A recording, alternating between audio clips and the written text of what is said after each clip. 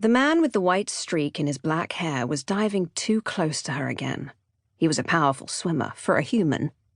He kept pulling down through the water with strong arms and hands, propelling himself with big kicks.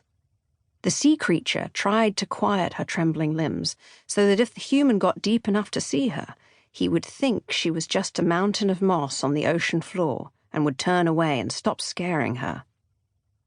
Then the human shot back up to the surface. The creature relaxed, relieved that humans needed air.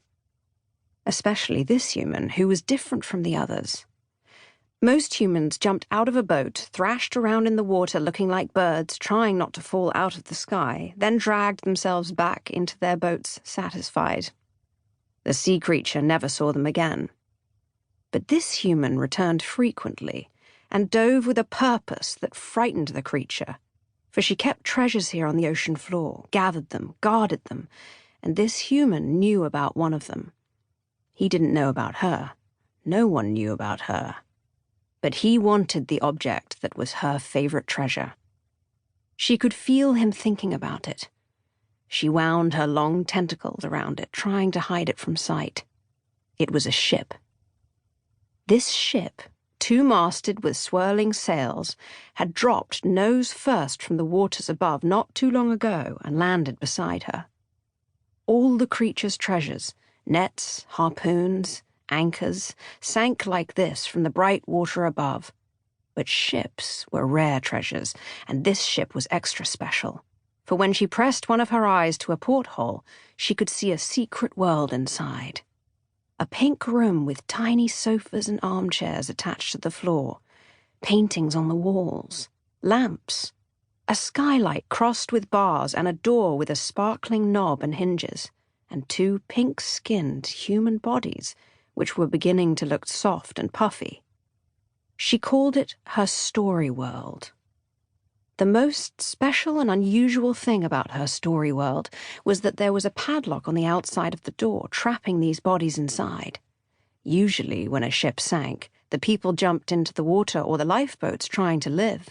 They didn't close themselves into a room with a padlock.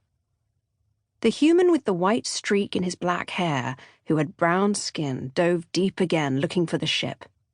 He thought about a woman sometimes as he dove, a human woman with dark braids and grey eyes, who wore glimmering rings on pale brown fingers. The sea creature understood that he wanted the ship so he could give it to the woman. The sea creature didn't like this woman, not at all.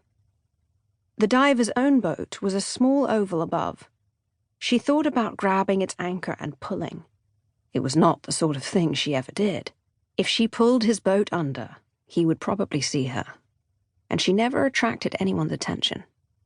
But then, eventually, he would drown, and that would make him stop looking for her favorite treasure. In fact, he himself would make a fine treasure. In addition to the nice way his hair floated around his face, and in addition to his tiny perfect muscles, his tiny perfect hands and feet, a red jewel sparkled on a ring on his thumb.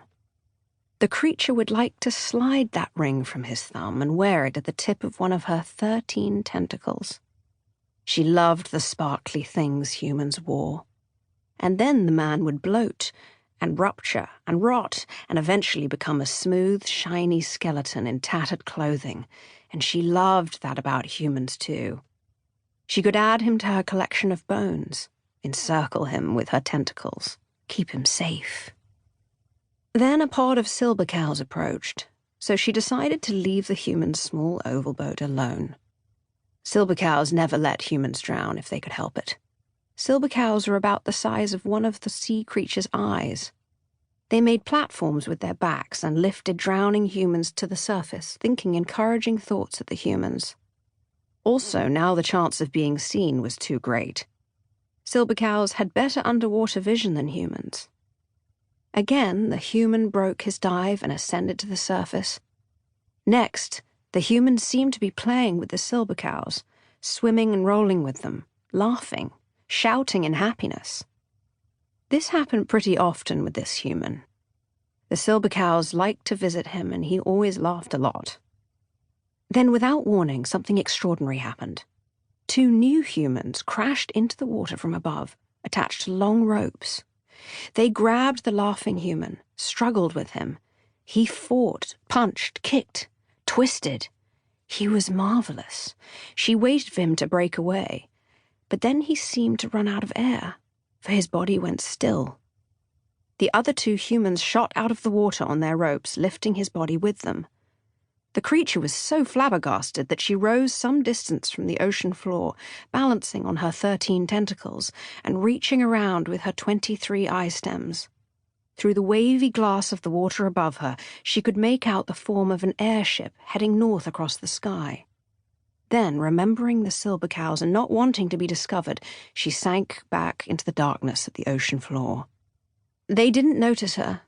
Their purple-blue faces were stretched above the surface, their big dark eyes watching the limp man being carried by the airship. Their mental voices were raised in a song of distress. They communicated in pictures and feelings, not words, but the creature understood their meaning. "We see you, friend," they were crying. "We know. We will tell."